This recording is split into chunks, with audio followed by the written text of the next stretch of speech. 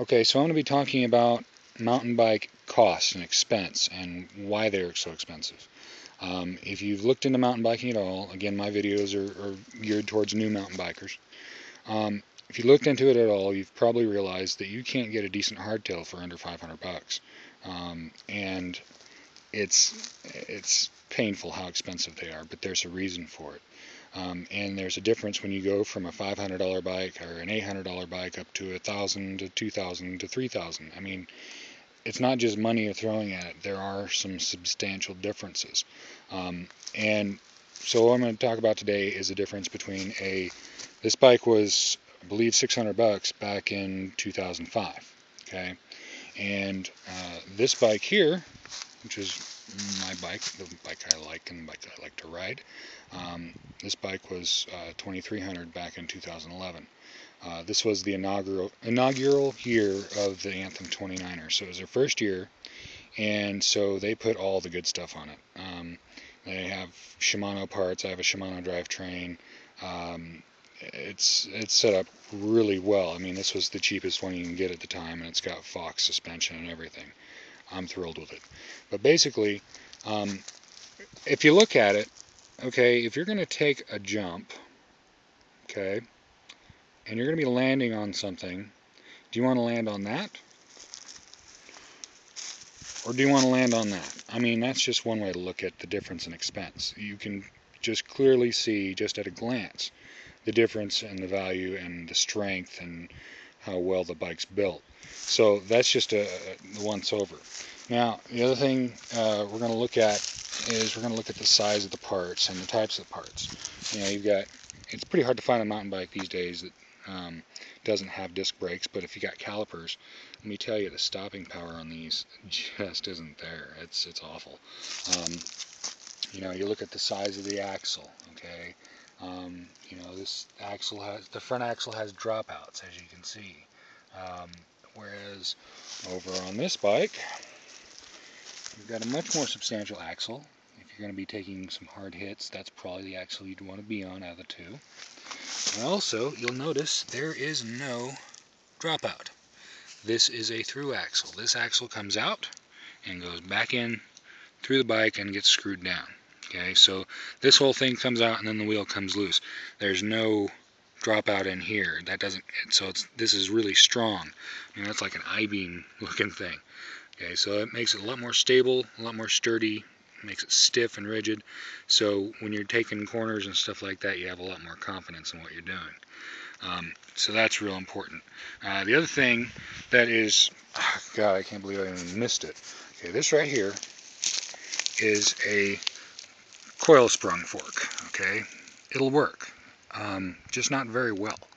When you know, pull up your front wheel to get over an obstacle, you get a nice little tong, and what's happening is it's just an awful ride, really. I mean, coil sprung forks, unless you're talking about really high dollar gravity bikes that, you know, have to have coils to keep them strong, that's a different story. But the typical coil sprung forks stink. This is an air sprung fork. This is made by Fox. The quality and ride from this bike to that bike, just speaking on forks, is tremendous. It's so much better. It turns it into something that I can do for 5 minutes to something I can do quite a bit longer. I can actually ride an entire trail depending on how I'm feeling. You know, I have a hard time riding, so you know, I have a nerve condition that makes things really painful, and so, you know, the difference between a coil sprung fork and an air sprung fork means the difference of being able to ride or not for me. So these things are important, and this is what you get on a more expensive bike. Also, the difference between this bike, you can probably tell, but the wheels are smaller on that. That's a 26er, that's a 29er. And the 29er really absorbs the bumps, makes going over things smoother. They roll faster. You can have this person in a 26er, this person in a 29er going down the hill, not pedaling. The person in the 29er will go faster. Of course, now they have the 27.5, which a lot of people are raving about. I'm looking forward to riding a bike and seeing what that's all about. But really, from 29er versus 26er, 29er is the way to go for most people. So another thing to look at, in comparing the expense, you get a tapered head tube with an expensive bike. Okay, usually to get a tapered head tube, you're spending over $1,000. Okay, and you can see on this bike, it's just straight. This bearing is the same size as this bearing, okay, which is probably about 1.25 inches. On this bike, you get 1.25 inches, or maybe it's 1 inch. I'm sorry, I should know this stuff. But smaller, bigger on the bottom to really stabilize the ride. The other thing you get on a bike that's expensive like this, at least with Giant, and I've talked about how important suspension is, this is a suspension that keeps you from getting pedal bob. Pedal bob robs your energy, robs your power, and a lot of bikes you can also get brake jack, which is when you're going down the hill, you come into a funky spot, you hit the brakes, and it causes your suspension to just lock up and causes your rear tire to skip, rather than keeping traction with the ground and slowing you down. Brake jack really is not a fun thing, neither is pedal bob. And what you've got here is what they call a Maestro Suspension, which is similar to DW Link. If you look up DW Link on Wikipedia, you'll get a lot of information about it. Very successful suspension.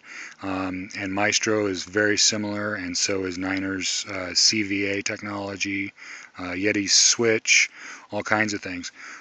So really, I mean, to have a bike that has a suspension that counteracts pedal bob and brake jack through the design itself, not through external things like, you'll see some bikes, they have a hydraulic thing back here that keeps the suspension from moving until it hits a bump. Those are alright, but the suspension still isn't quite as good. It's still based on a single pivot design, and this is a dual pivot, much better. But really, you get the idea of the difference in value you get from a larger bike. I mean, the headset alone looks a lot more substantial on this bike.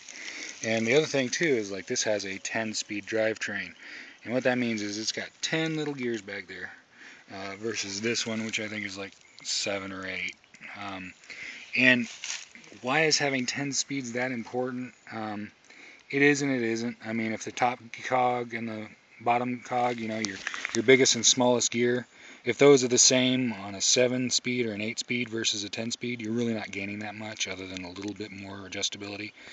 But really the difference that's been found is the strength and the reliability that comes from a 10-speed drivetrain is a lot higher. I still have my original chain on. I haven't needed to change it yet. That's a pretty good size. They put a little dial on indicator on there and stretch it. And if it's within spec, you don't need to change your chain, and my chain is still within spec. So anyway, I know mountain biking is expensive. It was a heck of a lot more expensive than I can afford, I can tell you that. But for me, if I was to get a $1,000 bike, I still wouldn't be riding. With this bike, I can at least ride when I'm feeling well enough to do so, and it doesn't destroy me. So, translated for guys that want to get into mountain biking for the fun of it and stuff like that, really, the difference in price for a lot of bikes is good. Giant has a lot of really value, a lot of value for what you spend. Then you get boutique bikes or special bikes that, they're a lot more expensive, like Turner, Ibis, Santa Cruz, Yeti. Those are all great bikes, a lot more expensive though.